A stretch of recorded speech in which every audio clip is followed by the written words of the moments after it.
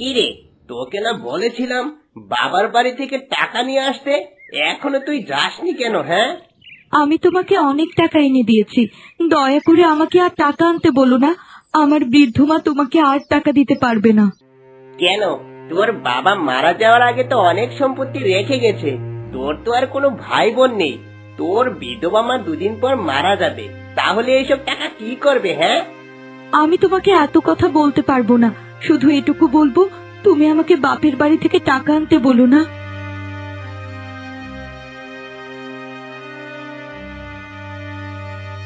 তোর এত বড় সাহস, তুই আমার মুখে মুখে কথা বলিস? যা, এখনই আমার বাড়ি থেকে বেরিয়ে যা। কোথায় যাব আমি? আমার তো যাওয়ার কোনো জায়গা নেই।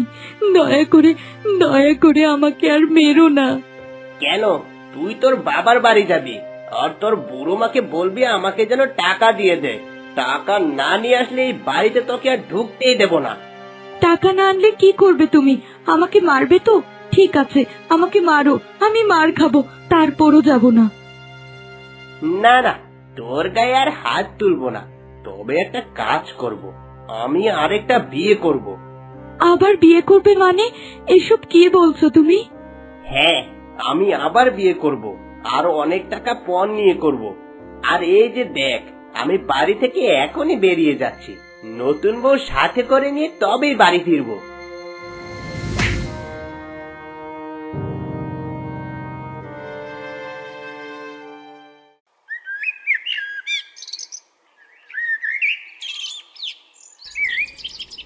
মা, ও মা, কোথায় গেলে তুমি?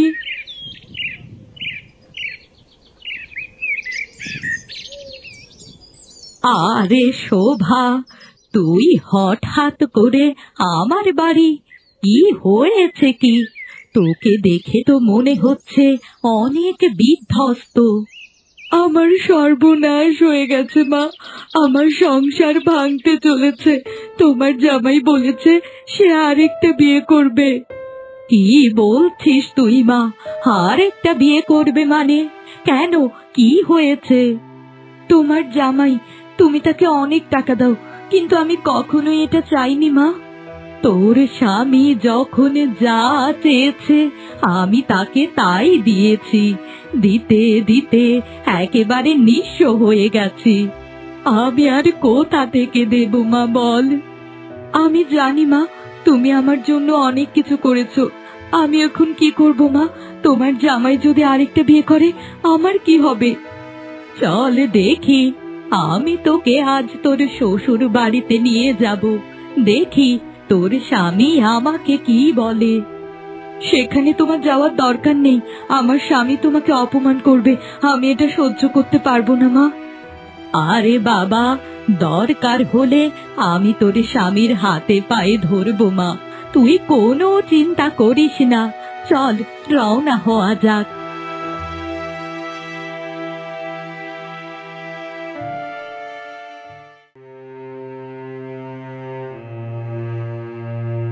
কি ব্যাপার কি? এই বাড়িতে তুই কি করছিস? হ্যাঁ, তোকে তো আমি বলেছিলাম আমি আরেকটা বিয়ে করব। এই যে দেখ, আমার নতুন বউ কমলা। ওগো, তুমি তো বলেছিলে তোমার বউ চলে গেছে, আর কখনোই ফিরে আসবে না। তোমার বউ আবার এখানে কেন ফিরে এসেছে? আরে না না, ও ফিরে এসেছে তাতে কি হয়েছে? আমি এখনই ওকে ঘাড় ধাক্কা দিয়ে বাড়ি থেকে বের করে দিচ্ছি।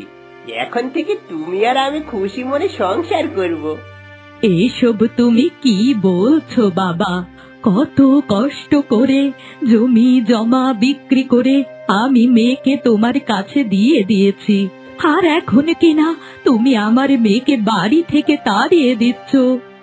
শুনুন, শুধু শুধু এখানে ঝামেলা করবেন না। আপনার মেয়েকে বলেছিলাম বাপের বাড়ি থেকে টাকা আনতে, সে তো আনেনি, বরং আমার মুখে মুখে তর্ক করেছে। আচ্ছা ঠিক আছে, আমিও যাব মোড়লের কাছে। এই ঘটনার একটা বিচার আমি করেই ছাড়বো। দেখি তুমি কি করে আমার মেয়েকে এই বাড়ি থেকে বের করে দাও। মোড়ল মশাই, ও মোড়ল মশাই, আমার সর্বনাশ হয়ে গেছে গো। কি ব্যাপার বুড়িমা, কি হয়েছে?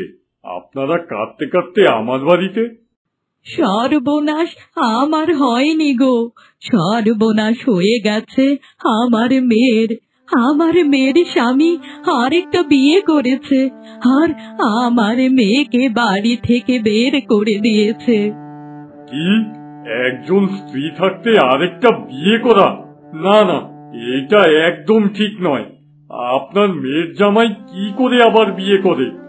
এর একটা হ্যাস্ত আমাকে করতেই হবে। কি হবে হ্যাস্ত করে মোড়ল মশাই? আমার স্বামী প্রতিদিন আমার গায়ে হাত তোলে, যৌতুকের টাকার জন্য আমাকে চাপ দেয়। এই স্বামীর সংসার আমি করতে পারবো না। মারে, স্বামীর সংসার ছেড়ে গেলে মানুষ তোকে কুলোটা বলবে মা। যে করেই হোক তুই একটু মানিয়ে নে। হ্যাঁ গো, তোমাকে স্বামীর সংসারে মানিয়ে নিতেই হবে। দরকার হলে সতীনের সাথে ঘর করবে, কিন্তু সংসার ছাড়া যাবে না। চলো, আমি তোমাকে নিয়ে যাচ্ছি।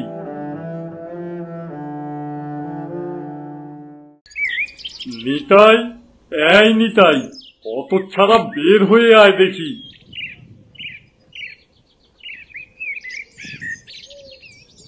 আরে মোড়ল মশাই যে, এ দেখি গরিবের ঘরে হাতির পাড়া। কেন এসেছেন আমার বাড়ি? নিশ্চয়ই আমার বউ গিয়ে আমার নামে নালিশ করেছে, তাই না? দয়া করে আমার স্বামীকে কিছু বলবেন না, আমার স্বামী নিরপরাধ। নিরপরাধ? তুমি আর তোমার স্বামী, তোমরা দুজনেই শয়তান। আজকে তোমাদের এমন অবস্থা করব যে গ্রাম থেকে বের হয়ে যেতে হবে তোমাদের। কিন্তু আমি কি অপরাধ করেছি যে আপনি আমার সাথে এমন ব্যবহার করছেন? দ্বিতীয় বিয়ে করাতে কোনো অপরাধ নয়। তাছাড়া আমার এই অলক্ষী বউয়ে তো সন্তানাদি হবে না, আর তাই তো আমি দ্বিতীয় বিয়ে করেছি। মিথ্যেবাদী কোথাকার! আমি জানি তোর সন্তান আছে, তার মানে তুই অক্ষম নয়। তুই দুটো বিয়ে করতে পারবি, আর আমি তোকে কিছুই বলতে পারবো না। আর তুই নাকি তোর বউকে বাড়ি থেকে তাড়িয়ে দিয়েছিস। শোন, তুই যদি ভালো করে শোভাকে ঘরে না নিস, তাহলে তোকে আমি গ্রাম ছাড়া করব। এ কি বলেন কি মোড়ল মশাই? না না, আমি সুবাকে কেন তাড়িয়ে দেব? ও মিথ্যে কথা বলছে। আমি তো শুধুমাত্র ওর সাথে একটু মজা করেছিলাম। কে বানিয়ে বানিয়ে মিথ্যে কথা বলছে তা আমি খুব ভালো করেই জানি। তুমি তোমার সংসারে ফিরে যাও শোভা।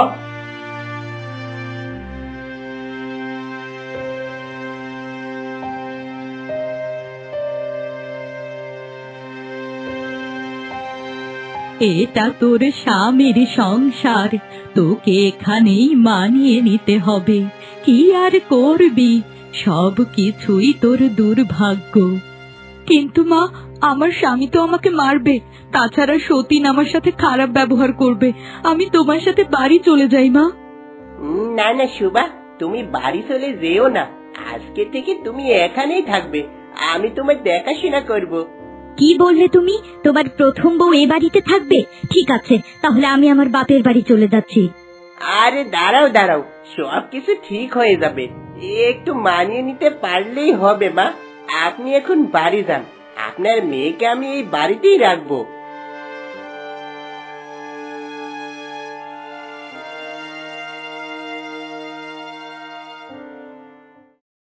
সতীনের সাথে আমি কখনোই সংসার করব না। তুমি আমাকে কেন মিথ্যা কথা বলে বিয়ে করেছো? আরে বউ, তুমি মস্ত বড় বোকা। বাড়ি ঘর পরিষ্কারের জন্য তো একজন লোকের দরকার, তাই না? ও থাকবে দাসীবাদীর মতো, আর তুমি থাকবে রানীর মতো। আরে বাহ, তুমি তো অনেক ভালো কথা বলেছো। আমি ওর উপর এমন অত্যাচার করব, দেখবে নিজে থেকে বাড়ি থেকে পালিয়ে যাবে। এই তো, তুমি আমার লক্ষ্মী বউয়ের মতো কথা বলেছো। ওকে এমনি এমনি তাড়ানো যাবে না, নির্যাতন করে বাড়ি থেকে তাড়াতে হবে।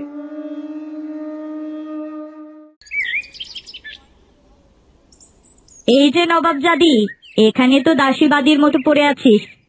যা, নদী থেকে জল তুলে নিয়ে আয়। সারাদিন শুধু শুয়ে বসে থাকা আর গন্ডে গন্ডে গিলা আমাকে একেবারে নিঃস্ব করে ছাড়লো। দয়া করে তোমরা আমার উপর এমন অত্যাচার করো না, আমি এখনই নদী থেকে পানি নিয়ে আসছি। হ্যাঁ, যা যা, এখনই নদী থেকে পানি নিয়ে আয়। আর শোন, পানি আনার পর রান্না বান্নার সবকিছু করে ফেলবি, আর বাসন কোসন সবকিছু মেজে চুপচাপ বসে থাকবি। একদম ঠিক আছে। খুব স্বামী সংসার করার শখ ছিল না তোর? শখ একেবারে মিটে যাবে। আমিও দেখবো তুই এই বাড়িতে কি করে টিকে থাকিস।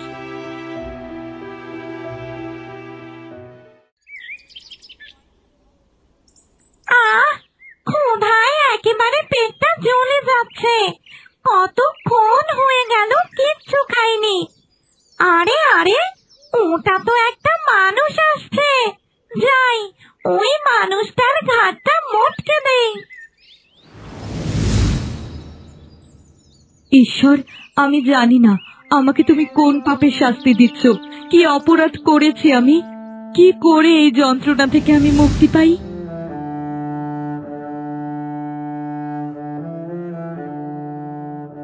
কি ব্যাপার? কি হয়েছে তোর? এখানে বসে বসে কাঁদছিস কেন?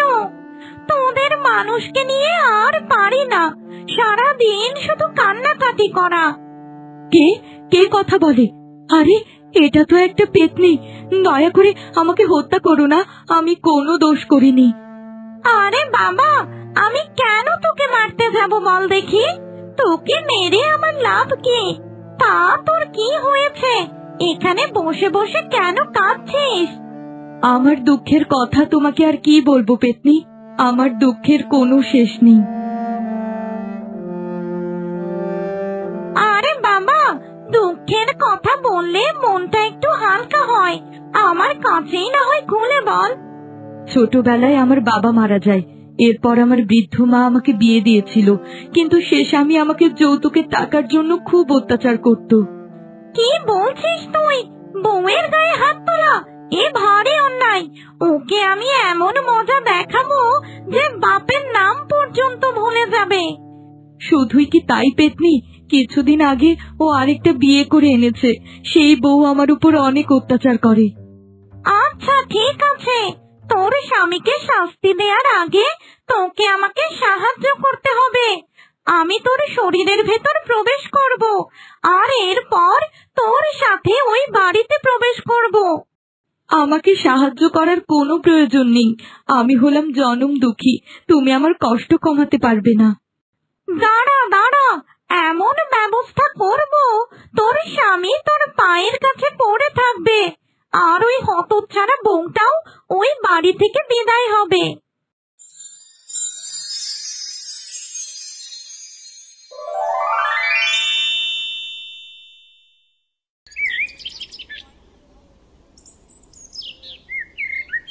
এই যে, ম্যাম সাহেবের এতক্ষণে বাড়ি ফেরার সময় হয়েছে।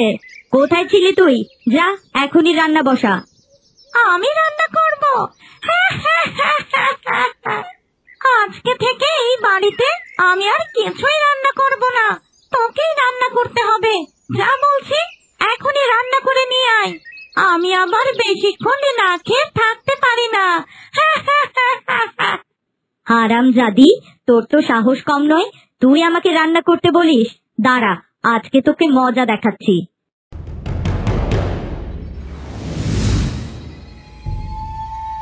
হায় হায়, এ কি?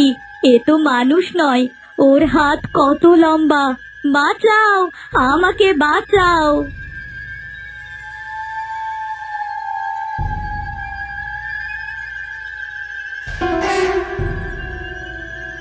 আর যদি কোনোদিন আমার গায়ে হাত তোলার চেষ্টা করেছিস, তোর হাত আমি ভেঙে গুঁড়িয়ে দেব। এখনই রান্না করে নিয়ে আয়।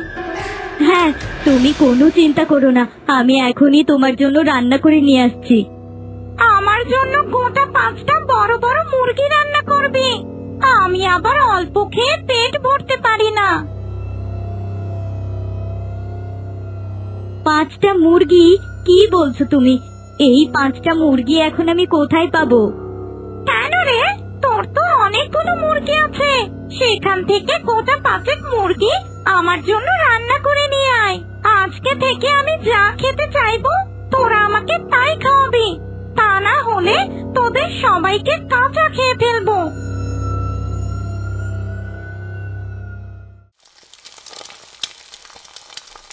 ওগো, তুমি কোথায় গেলে গো? এই যে শহরে কাজ করতে গেলে, আর আমি তো এদিকে বিপদে পড়েছি। বাড়িতে পেতনি এসে ঢুকেছে। কি রে, এতক্ষণেও তো রান্না হলো না? 5টা মুরগি রান্না করতে এত সময় লাগে? এদিকে ক্ষুধায় আমার জান চলে যাচ্ছে। রান্না হয়ে গেছে, তুমি বসো, আমি তোমাকে খেতে দিচ্ছি।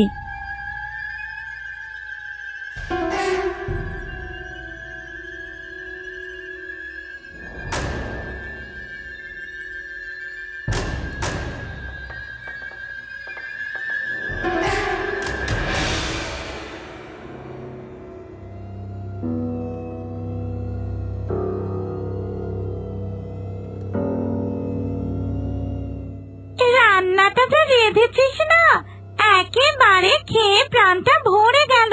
কালকে সকালবেলা আমার জন্য একটা আস্ত খাসি রান্না করবি। অনেক দিন হয়ে গেল খাসির মাংস খাই না।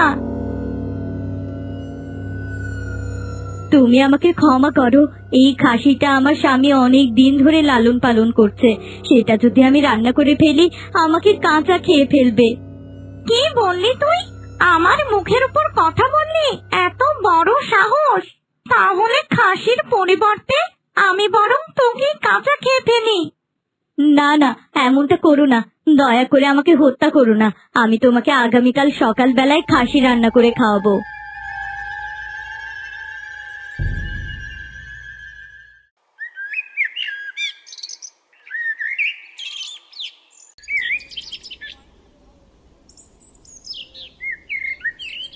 কমলা, এই কমলা, কোথায় গেলি রে তুই?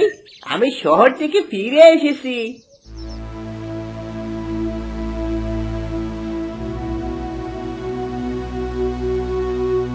তুমি এসেছো, আমাকে ফেলে রেখে তুমি কোথায় গিয়েছিলে? এদিকে আমার তো সর্বনাশ হয়ে গেছে। আরে কি ব্যাপার, কি কাঁদছো কেন? কি হয়েছে তোমার? বাড়িতে শোভার শরীরে একটা পেতনি প্রবেশ করেছে, আর সেই পেতনিটা বাড়িতে তাণ্ডব করছে। গতকাল 5টা মুরগি খেয়েছে, আর তোমার খাসিটাও সকালে খেয়ে ফেলেছে। কি বলছো কি পাগলের মতো? শোভার শরীরে প্রবেশ করেছে মানে? আমার খাসিও জবাই করে ফেলেছে? তোমার সাহস তো কম নয়। এছাড়া আমি আর কি করব বলো? তা না হলে তো আমাকেই খেয়ে ফেলতো।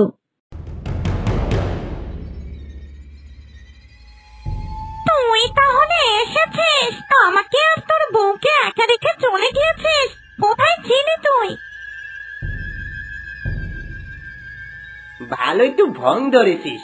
পেতনির অভিনয় করে আমার আস্ত খাসি আর মুরগিগুলো খেয়ে নিয়েছিস। আজকে তোকে মজা দেখাচ্ছি।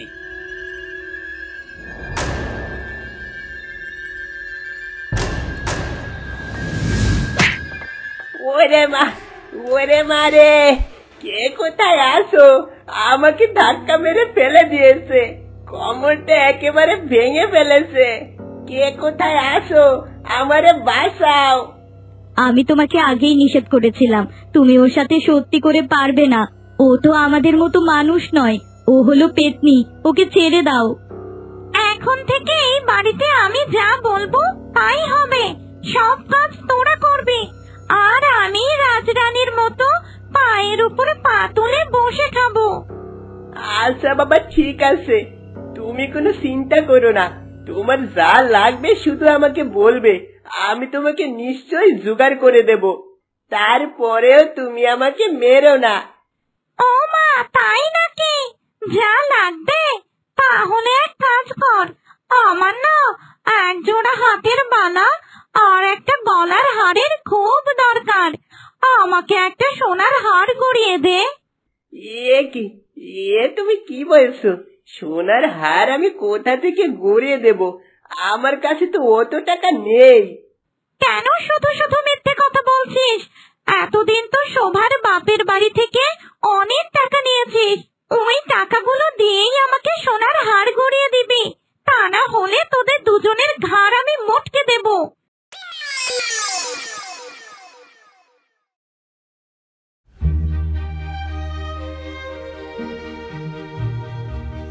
শোভা, ও শোভা, কোথায় গেলি রে মা?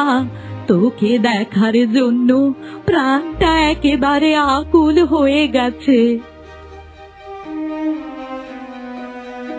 আরে মা, তুমি এসেছো? যাক, খুব ভালোই হয়েছে। এসো এসো, ঘরে এসে বসো।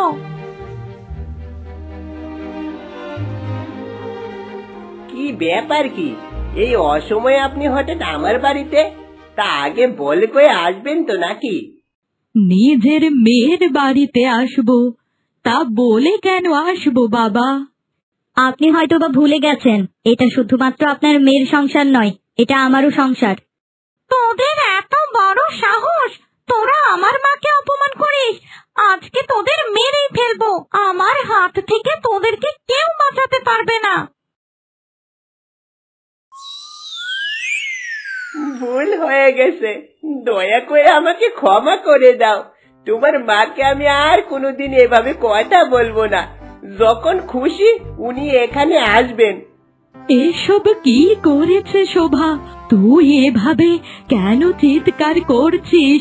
আর তোর চোখগুলো এমন লাল কেন? দেখে মনে হচ্ছে তুই কোনো মানুষ নয়, তুই একটা পেতনি। হ্যাঁ মা, এখন আমি আর মানুষ নই। আমার শরীরে রয়েছে একটা ভয়ঙ্কর পেতনি, আর পেতনি হয়ে আমি আমার অধিকারটা আদায় করে নিচ্ছি। তুমি বাড়ি যাও মা, খুব তাড়াতাড়ি তোমার সাথে দেখা করতে যাব।